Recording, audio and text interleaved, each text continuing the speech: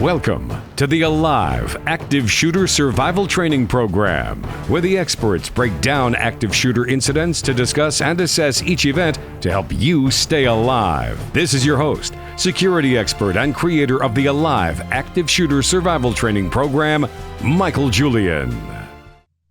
Welcome, everybody, to the next episode of the Alive Active Shooter Survival Training Podcast. I'm your host, Michael Julian, and I am here with my co-hosts today, Mark Gillespie and Lawrence Borgens. How you doing, guys? Hey, doing good. Thanks for coming back. So, unfortunately, we have an active shooter event to report on this week. Luckily, we have gone several of these podcasts with no new ones to report, but we have a new one. Last Thursday on November 15th at 7:38 a.m., the first report was received of an active shooter at the Saugus High School in Santa Clarita, California. That's North LA County. And apparently a 16-year-old student on his birthday went into school with a .45 caliber handgun and opened fire, killing 2, critically wounding 1, who some reports said that student had died, but looking back now, it appears that there was three more wounded, but so according to news reports, it was 2 dead, 3 wounded, ages 14 and 15 years old.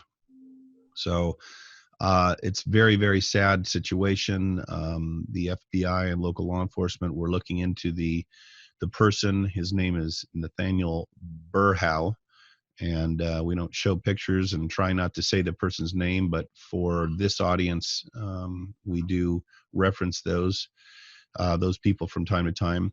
He shot himself at the end of this 16-second event. 16 seconds, it was over. That leaves potential victims very, very little time to react, to become safe. The FBI and law enforcement found that there was several guns at the house, some unregistered. Apparently this young man's father, who's now deceased, does not say that he was involved in any way. But he was a hunter, so it's very likely that many of those guns were his father's. And the killer shot himself in the head, but didn't die until the next day. So, here we are again with another high school shooting. And right now, they don't know what the motive was. And, it's said about the kid, there's nothing really that stands out about the shooter. One of the teachers said he was not a loner. He wasn't socially awkward. He was involved in student activities. He was an athlete. So nobody saw it coming, as far as we know. Now they're going through the kids' social media to see if there's any, precursors or indicators that this was coming. But as of right now, this is not the typical textbook high school active shooter. A lot of times we see they are, not always, but they are somehow felt persecuted, marginalized, bullied, whatever. This was for all intents and purposes, thought to be a normal kid with probably normal issues, but he decided to act in a very not normal way, and it took the lives of two kids. So the good news is, as far as training goes, and that's why we like to highlight these things, is they had just had training about 3 weeks prior at the school, and one of the teachers said, because I had the training, my instincts were good. If I hadn't had the training, I don't know what would have walked myself, that I would have walked myself through what I truly had done in that situation. It probably made a big difference. So that's why this training is so absolutely necessary. And they said the school has got a 245-page safe school plan. They call it lockdown. They said when they teach teachers about active shooters, they use the term active shooter, but they don't refer to the training is active shooter training when it comes to the students. They call it lockdown training. And, it talks about teachers ensuring that all the students are accounted for, all the doors must be secured, students are to be moved away from doors and windows. One thing that it says that concerns me, though, it says they should take cover under desks or tables. Now, we have seen in the video from Columbine, we have seen kids executed by the shooters because they were under tables, because they could be seen from all directions except directly on top. Well, the shooter's not going to be on top. They're going to walk in and they're going to see this way, not looking down. So there's really no concealment or cover. The Alive plan, especially when it comes to schools, talks about using hard corners. So if the shooter looks in through the window or even opens the door because they can and looks in briefly, they're not going to see the hard corner, which is the one that's out of sight where everyone should be hiding. But it does say that to use furniture to surround the group with everyone assuming a prone position on the floor away from the doors and windows.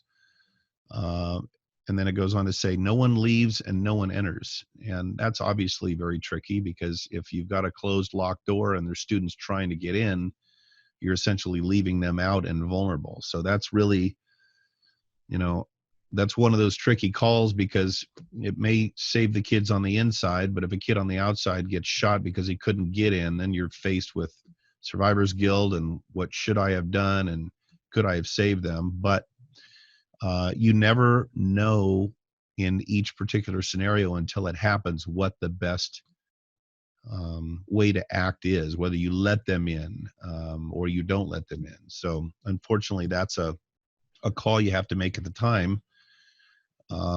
That could be the right call or the wrong call. That none of these events are exact science as to how to react, because there's so many different variables in each scenario.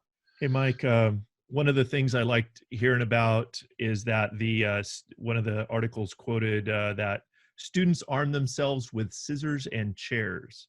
So violence is not the first reaction in an active shooter, but it's definitely one of the elements in the Alive program.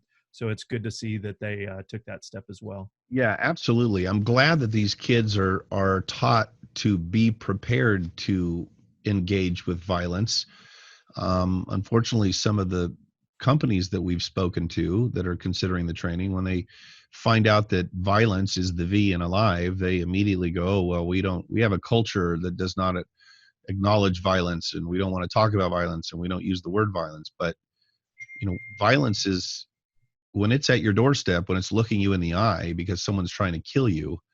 If that's your only option to stay alive, then you can't ignore it, and you can't dismiss it as, or say, oh, it's not something we want in our culture. It's fine if you don't want to bring violence into your culture, but if someone else brings violence into your culture, you need to be able to react with violence. So, Mike, you had mentioned the word a minute ago about lockdown. Something just kind of sticks in my head a little bit about that word lockdown, and it kind of tells me a little bit about the mindset that law enforcement has with dealing with these incidents. The word picture in my mind is kind of like fish in a barrel. So I kind of think at some point in time, we might even, I'm not saying it'll be next week, next month, a year from now, but that whole concept of lockdown could possibly even change. Because I think that kind of goes to the way they train these people just to stay put, cower down, hide under the table, lay flat. I'd be interested to hear what your guys' feeling is about that, but that just kind of struck me. Well, I've always, when you said lockdown. That's a great point, Mark. And my initial reaction to lockdown is something that you do to keep the bad guy out. But if he's already in, then this is one of those times when you need to make a judgment call and say, okay, locking down is the appropriate thing to do. But what if getting out unlocking and moving to a safe area is appropriate. The problem that we face as trainers, as potential victims, is there is no one solution to this problem. You can't say, here's the training. There is no cookie cutter way to go about this that is, easily consumable for the public, because there's so many different scenarios. Clearly, if somebody's got a knife, a door locking down and staying there until law enforcement arrives is great. But if somebody's got explosives or fire, locking down may not be effective. Locking down is one of the tools in our tool bag that we would use to survive one of these situations, in the situation where locking down is appropriate. But it's not always going to work. But since training is not mandatory, the appropriate training and training for all different scenarios is not yet mandatory. They've tried to do a quick, easy little package of, this is how you survive. And it's understandable. It's nobody's fault. Because if the training's not mandatory, then they want to give something, anything. Run, hide, fight was a great first version of something, because it's something which is better than nothing. But now we've evolved to realize as a society that this training is so necessary. We need to step up our game with what we train, and be more specific, because the one little cookie cutter solution is not going to work for everything. Mike, let me answer Mark's question, or comment on what Mark said as well. The L in the ALIVE program does not stand for lockdown.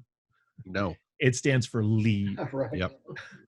And impede is one of the options, and it's a good one. But locking down, there's two things you pointed out there. One is their plan is called a lockdown plan. And so you pointing that out, it speaks to their mindset, the mindset of the law or whoever developed the plan. We don't know if it's the school police department or the local law enforcement or just the school district themselves. But it sounds like, based on what we know about active shooters and whatnot, that this is an old doctrine.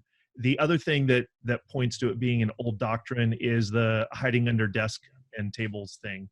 That, absolutely the wrong thing to do. Mike pointed out, hiding on the door side wall in one of the corners is the best place to be. At least these people did that were in quote unquote lockdown. They armed themselves, so that was a good move. But yeah, you're absolutely right in pointing out that the mindset of the people who created the plan and the people that are now following the plan is, maybe it was a great first plan when it was developed, who knows how long ago, that sort of thing. But today it needs to be a different plan. They need to be okay. I'm going to guess, and I'm not a school administrator, and I'm not responsible for hundreds of kids coming to school or anything like that. But I think that one of the things that would hold a school district back from having a doctrine of leaving and running, which is absolutely what needs to be one of the options, is that when the parents drop the kids off at the school is expected to have positive control of those kids and accountability of those kids during the time that they're at school. And so they don't want them just running off of campus and running away, even though that might be the safest place for them to go. Then people are going to come and say, you let the kids just run off, that sort of a thing. So I imagine that that's probably something that goes through the mind of a school district when they're trying to determine their doctrine. Sure. But what about, if you just focus on lockdown, if your solution is, hey kids, we're going to teach you lockdown, thinking that that's going to be the best option. What about when, like at the high school in Colorado and the college in South Carolina this year, when nobody knew there was an active shooter until they walked into the classroom and started shooting. And those kids, the reason that there was not a higher body count, I believe there was one kid that died in each one of those shootings. And yes, it was the person closest to them or nearby that actually rushed and attacked the shooter and took them down. They had in both instances, sadly, those two male students were shot and they did die. But because of their actions, other kids then followed, and there was not a higher body count. The shooter was taken down with one casualty in each situation, and the other students, because they had been trained appropriately, and or the two sheepdog personality young men that attacked the shooter did what they needed to do under the circumstances and saved multiple lives.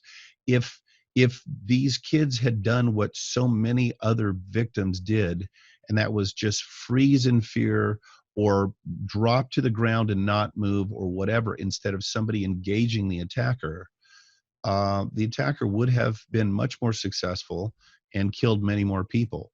So if you leave the violence portion out of this training, even for kids, high school kids, they're not gonna know. I have no, there is no other option. The guy's he's gonna shoot me because he's right in front of me. They don't leave that door open, and I understand. I mean, I've had many of my students ask, well, what do I tell my elementary school kids? And I say, I don't believe at this point I am qualified to tell you or to tell young children that they need to attack a would-be or a killer if they're 7, 8, 9 years old. I don't know if that's the right thing for them to do. It might be if 5, 8-year-olds jump on an attacker because they can, but what happens if we tell them to attack the killer and then the killer is able to overcome them and shoots them all? Then how do we feel? I mean, we don't know if that's the right thing to do. But I do know that not teaching the option and the ability and the technique to engage and take down a killer the way we teach in Alive, it's the first person controls the weapon trajectory, so if it does go off, it doesn't shoot anybody in the chest or head, and the second person tries to control the assailant, and then everybody else jumps on top of them after that. But lockdown is fine in some circumstances, in some areas of the event. But if somebody runs in and starts shooting, locking down is not going to be effective. Absolutely. The other thing to point out about lockdown is that when you lock down the school, you're actually, the first step in the Alive program is to notify 911 to get the clock ticking on the 10 minutes to live. And when the cops show up, if the whole school is locked down, and all the doors are closed and locked, and the cops can't even get into the campus, how are they going to protect the students there? And so that's one of the other things that has come up recently in some of the training that we've looked at. Yeah, go ahead, Mark. When the beauty of this program, and I think it's what separates us from other training is the acronym ALIVE. You look at what establishes the foundation for this training. It's the letter A, which is to assess. So that lays the foundation for how these people are going to react, live, or die. Because like in lockdown, you're restricted to a large degree. You're stuck. With Alive and with Assess, you're constantly thinking, looking, what's happening around me? What am I hearing? What am I seeing? What's going on? And it's going to determine if you're going to leave, if you're going to implement violence, if you're going to impede, if you're going to expose. You're always thinking based on that, being taught about assessing the situation and deciding to act based on your assessment. Yeah, that's a really good point, Mark. Um, the assess portion, the first step in Alive is to figure out, well, do I lock down, which actually is Right. the I, which is the impede. But um, I think impeding is a more grander or larger scope perspective or point, in that in you impede them, maybe it's locking down that would impede them, but you impede them any way you can. So I just think that we may be failing people, students, workers, anybody, by pigeonholing them into a term like lockdown, when that's only one option that may be effective. So if I don't know anything and you teach me lockdown, I'm going to focus on just locking down. If I'm taught impede them, and that locking down is one of the ways you may do that, then I think it gives the would-be victim a little bit more liberty to use their brain and decide what the best way to go is. I think we try and pigeonhole people with certain terms like lockdown, um, because we feel like, not that we don't feel that they're smart enough to make their own decision as to do A, B, or C. We just want to make it something that's easily rememberable, or all encompassing. But it's not all encompassing. There are so many different options based on the scenarios. So I guess for a quick fix, based on the fact that 10 years ago people weren't taking the training, so we thought, well, let's give them a run, hide, fight, real quick lockdown solution. But now that our society understands that, and we've seen, thank God for school drills and teaching about active shooters, kids are starting to do things like attack the killer, because they realize immediately there is no other choice. So they're either going to die doing nothing, or they're going to die trying to survive by attacking the killer. But there's a good chance they're going to survive and probably save the lives of others around them, if they do what they have to. And that's not with a victim mentality. That is with a survival mentality. Absolutely, Mike. One of the things I wanted to point out is that in the Alive program, impede is an active process. Lockdown is a passive process. And we're empowering people to make decisions to save their own life, to provide that training. And lockdown just kind of implies that you're just going to sit there and wait for somebody else to come along and do something for you, or for the situation to resolve itself. And that sounds like I like that we're giving people something to do instead of just sitting there and Looks like you froze. oh, Oh, nope. Maybe it was me. It says my internet connection is unstable. That's not good. Instability is not a good thing. Sorry, Lawrence, I didn't mean to interrupt. no problem. I was done. But you're right that it's a much more nuanced thing than just to provide a option A, B, or C. And under impede, we give them a lot of options, and I Yeah. think that's a good thing. I want to go back to the incident for just a second. Something else I noticed in my notes, something that happened that is so common. During this event, the shooter's weapon jammed. Now, he was able to clear it. Obviously, this only lasted 16 seconds, so he was able to clear it rather quickly, apparently. But I want to make sure that the viewers know that this is a very, very frequent occurrence in these active assailant events. Most of these assailants, most of these perpetrators, are not highly skilled with weapons. Now, this kid grew up with a dad that hunted, so he'd probably fired weapons before. He knew how to clear a jam. But in many situations, like with James Holmes in the Aurora movie theater shooting in Littleton, in Aurora, Colorado, the gun jammed, and witnesses said that it seemed like it took 30 seconds for him to clear the jam. That is an opportunity that you should take if you're nearby or feel that you are close enough by. If the weapon jams, that is your opportunity to go after the killer. Or when he runs out of ammunition and has to reload. Most of these guys are not highly efficient with reloading their weapons, so it might take them, and they're under stress, so they might reach and not know where it is right away, and that's not always the case. Some of these guys, the guy in Thousand Oaks at the Borderline bar was a former Marine, I believe, and so he was very proficient with weapons. But this is not usually the case. So in your survival mindset process, you need to be thinking, not I'm going to die, I'm never going to see my children again, I'm not going to see my loved ones, my life is over. You need to be thinking, I am ready to act as soon as I have the opportunity. And when a killer's weapon jams or they need to reload, that is an opportunity you need to be waiting for and prepared to act.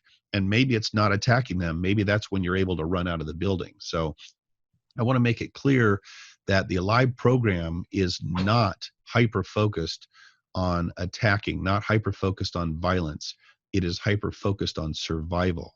But we highlight the fact that sometimes engaging the killer and using violence against them is the best option for your survival. But again, when a jam happens or a reload happens, if you can get out, then you get out. But it's entirely your decision as to how you're going to react at that moment. And most of the time, those decisions will be made subconsciously. You're gonna act in the way that your brain tells you to act, whether you want to or not. I want to also spot or bring up one more thing. I have been seeing a lot of articles lately because we get these Google alerts every day about active shooters. The flavor of the week or the flavor of the month for our media is right now talking about the downside of active shooter training. So the LA Times, 2 days after that shooting, came out with an article, and the headline is, "Some fear active shooter training at schools can bring its own forms of trauma." So we've talked about this in past podcast discussions. Training, active shooter survival training done right is absolutely essential for every citizen of this country to have. But yes, active shooter training done wrong can be a negative. It can be a detriment. So in the Alive program, we talk about the fact, I say I would never throw a baseball at your face before I taught you how to catch it. This training, it may be traumatic to some people no matter what, just because of the subject matter. It's the difference between the trauma that they get affecting their ability to survive an active shooter event. And if the training is traumatic to the point where, they're scared to death because someone rushes into their classroom unannounced and acts like an active shooter to get their response or to let them know or whatever, that's just foolish and irresponsible. And it can cause a traumatic psychological effect in that person, because it might scare them so bad that if a month or a year down the road it actually does happen, they immediately go back to that place of fear and paralysis because of for lack of a better term, PTSD that was created, instead of going into a survival mindset. So at Alive, our belief is that the trainings should be done consciously. Everyone should know it's happening. All of the students, for lack of a better term, that will be trained, law enforcement, teachers. If you're going to do it at a workplace, make sure the people at the, if you're in a building with multiple different offices and different businesses, everybody around knows that it's going to happen, so that there's no mistaking it for an actual active shooter. But these trainings have got to be done responsibly, because there have been situations where people have had heart attacks. Law enforcement was called by a nearby business that didn't know it was a training, and then they show up and take it very seriously. Now training schools are being sued by people because of the trauma or the negative effects of this training. So, and of course, our wonderful media has decided to use that as a something to grandstand and sensationalize. I've also seen, unfortunately, a lot of times recently, the media has been using the term active shooter in their headlines when it's absolutely not an active shooter event, but it gets attention. It gets readers because they're like, oh my God, here we are, because it's a hot topic right now.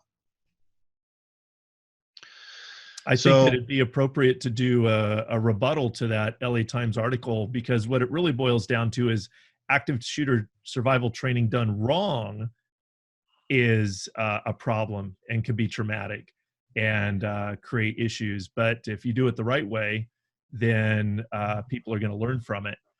And I think it'd be a good idea to write something up that says basically just what you just now said about not, you wouldn't throw a baseball at somebody's face without teaching them how to catch first. And that's a great metaphor for what we're doing with the Alive training.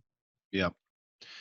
Yeah, I agree. That's definitely something that we should probably do an article or post or something about, because it's true. It's just, I don't know what goes through some of these guys' heads that decide to, and I even we let people know in our in-person presentations that it's not going to happen, because I would rather you be focused on learning what we have to teach instead of scared and looking around waiting for this, supposed gunman to come in and scare the hell out of everybody. I want them focused on learning how to react and how to survive, rather than being nervous about whether they're going to get scared or not. So anyway, unfortunately, we've got another teenage high school shooter, and we've got young people's lives taken way before they should be, senselessly. And this time it's by somebody who does not fit the mold. This person appeared, by all intents and purposes and eyewitness accounts, to be a relatively normal young man, but obviously he had some demons and lacked the coping skills to deal with them in a way that would not harm other people. Very, very sad. So anyway, the Alive Active Shooter Survival Program, for our listeners that are interested in getting more information, the website is activeshootersurvivaltraining.com. Yes, it's a long one, activeshootersurvivaltraining.com. The in-person training, there's a 1 hour and 3 hour online course that can be taken from any computer anywhere. And then we've got an instructor certification course coming up January 24th and 25th, where we will be teaching another group of professionals from around the country to teach the Alive program, because we can't keep up with the demand, which is good, because people need to hear this stuff. They need to learn the right way to do it. And as the creator of the Alive program and a student of many other programs, I feel, and I think my co-host would agree, that it is probably the most effective and all-encompassing program out there. So if any listeners have any comments, we would love to hear from you. Please put comments in the whatever vehicle you're viewing or listening to the podcast on, so we can talk about them. I'm hoping that the next podcast we will have less real-life content as far as recent active shooter events. And I believe we're on impede or violence, the step that we will go over in the future podcast. If you're interested in seeing any of the other steps we've gone over, the prior podcasts have that information. So, guys, do you have anything else? Nope, sounds good. No, just be safe. That's right. All right, gentlemen, as always, thank you for your time, your expertise, and your input to help get the Alive message out to people so that we can continue to save more lives. And I look forward to seeing you in the next podcast. Have a great day.